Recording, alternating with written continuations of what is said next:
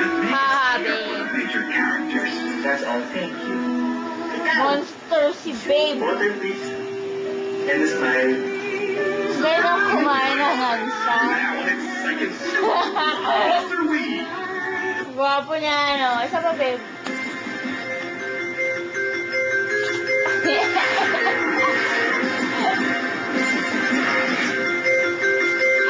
Narito na nagbabagang balita sa oras na ito.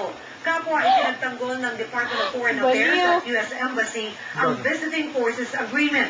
Ito ng panawagan ni Senador Miriam Defensor Santiago na ibasura o i-renegotiate ang Visiting Forces Agreement matapos maungkat ang anyay malaking May mahinin ko na.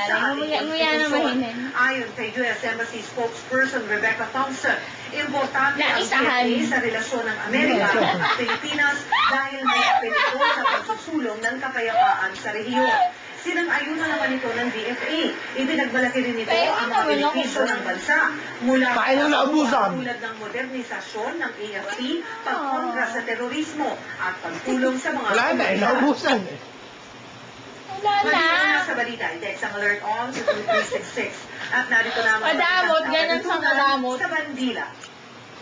Kaya masakit pinaggutom. Kung ang awit si Senador Ping Lacson, binuhay ni Senador Jinggoy Estrada.